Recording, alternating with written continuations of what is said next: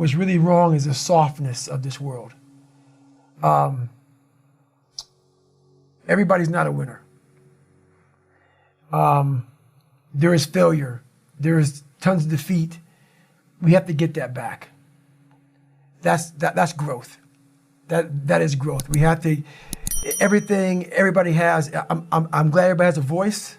There has to be structure in the world again. There has to be accountability. Everybody's not right.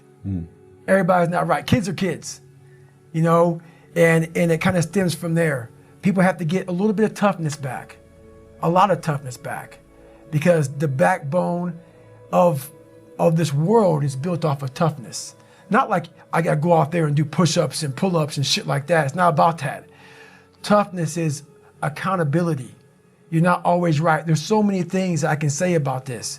The world has gotten very, very soft. All of us. All of us. It's easy nowadays. We're so technology is so fast. You know, no one's even going to the library. Why? Google the shit. Everything's easy. No one's ever cold anymore. No one's ever hot anymore. Everything is exactly the way we want it. Everything is exactly what we want it, when we want it. And that's how the world is. Everything is at our fingertips. And that causes you not to use the most powerful weapon in the world, which is your mind. Everything is easy.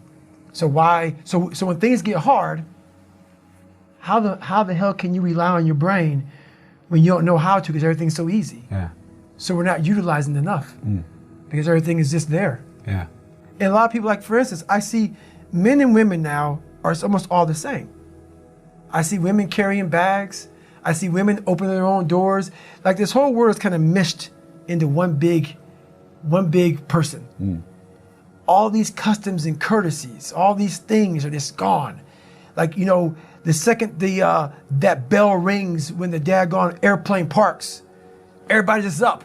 Versus a man seeing a woman they sit by and say, hey ma'am, is this your bag?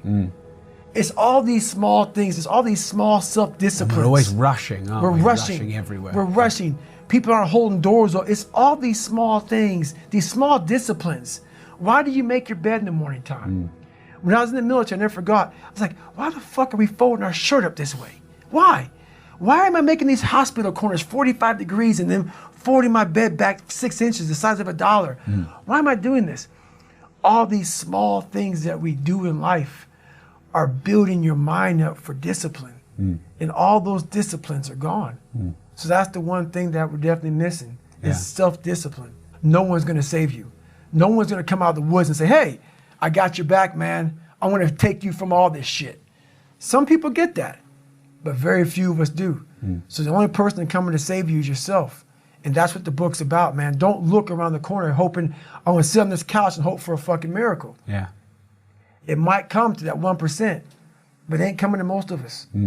So you better start getting to work. Everything about me is very unique. And that's what I want people to realize. We're all unique in our own right. You can't be muffled. You can't be muffled by these different voices in your head or these different people who doubt you, whatever. So it took me a long time to find my voice. For the majority of my life, people disrupted my life, but I allowed them to. But what happens is, over a period of time, you become the disturbance in your life because you allow all these disturbances to get in your head. Therefore, you have all this shit going on, but you become your biggest bully. And once that happens, it's over. Once that happens, it's over because all you have in your mind literally on a loop is negative self-talk. And once that negative self-talk is on a loop, it's hard to get out of it. That's the whole thing I talk about, winning the battle in the morning. So every morning I wake up, I believe in winning the battle against yourself. People say, why do you say that? Because there's a lot of things you can control. When you wake up, I talk about making your bed. Make your bed, make sure your house is clean, make sure you get your breakfast, make sure you shower, shave, whatever you're doing, control that. Don't hit the snooze button. All these things are very important. That's been told a lot of times. Why don't you hit the snooze button? Because you wake up already failing. You're already behind the power curve. So what happens when you hit the snooze button? You may not make your bed. You may not do your hair the way you want it. You may not pick the right clothes out in the morning time. And I go back to this real quick. Remember how you had a job interview for a job? We've had several of them in our lives. What did you do the night before that job, weeks before the job interview, when you knew you had it? You prepared your, you had a bowl out for your oatmeal, your cereal, whatever you had in the morning time. Your coffee cup was out. Your clothes were laid out. You studied, you rehearsed, you were ready. You brought your best self. You were going to war with yourself because you wanted that interviewer to see your best self. You won. You got the job. After a few months in that job, you look around. I got the job. You start to back off. The clothes aren't out. You're not ready. You're hitting the snooze button. You don't get up on time anymore.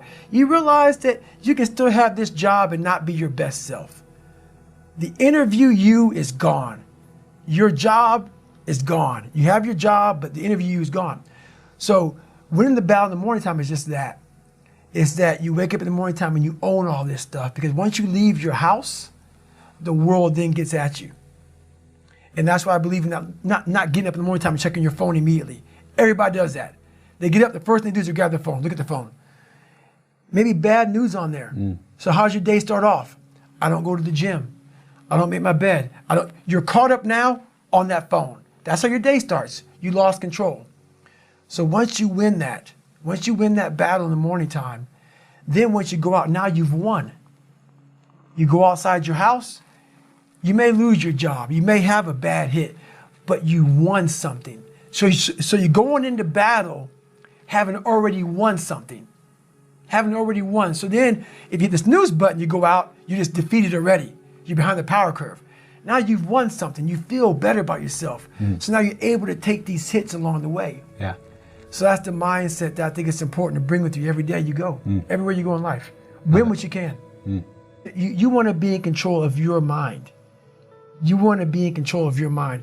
Emotional people, they're a wreck. They control, that emotion controls everything you do. Yeah. And what emotional people do is, like for instance, I always say this, they can have a beautiful life. Husband and wife, kids, everything they want. But it's the one thing that they don't have that makes them emotional. So that emotion makes them focus on what they don't have. Emotion makes them focus on everything negative, everything. Pity party, woe was me, this didn't happen. So your mind loves that. It loves talking to other people. Oh, this is all fucked up, man. Think about it. People love to bitch and complain about everything. So when you're sitting there, you may spend weeks, months, years bitching about the same thing. So what have you done? Nothing. There's no solution in that. Yeah. But most of us live there. Oh, this other guy got the pay raise. The other guy got this. The other guy got that. And we live in this emotional state of, woe is me. Nothing gets accomplished. Nothing gets accomplished. Yeah. Most people give you advice that works for them, especially in business. So make sure, once again, it's about having that good, solid core of people around you that truly care about what is best for you, not what's best for them. Yeah. My grandfather, when I was growing up, I was being bullied and all kind of shit. My grandfather looked at me and he said, you know what, man, you're not going to amount to shit because of how you hang your head. That's all he said. And as true and as real as it was, it hurt. And a lot of us, what we do is we hide from the truth. We don't want to tell people the truth. We see people every day, loved ones, friends, family members. We see them walking around. Everybody sees them. And they're not amounting to shit. They're fucking gaining weight. They're not going to school. But we live in a kinder, gentler world. So we don't say shit to them. We just watch them fail because why? We don't know what to say or how to say it. Or we may lose them as friends, or they may not love us anymore. You're watching someone fail. The best thing you may ever do for someone is say, hey, guess what, brother? You're a piece of shit right now. You may not say it just that way, but that's what you may want to say to somebody. Look, man, I love you to death, brother, but your life sucks. You are so much better than this, man. You are so much better. I'm watching you fail and I can't do it. So the best advice I ever got was a negative comment from my grandfather saying, hey, you ain't gonna amount to shit. Yeah. And he didn't mean it in like a mean way. He meant it as honestly. You're allowing this world to kick your fucking ass. And it's going to if you keep on letting it do it. And it stuck with me. It stuck with me for a long time. It sticks with me today.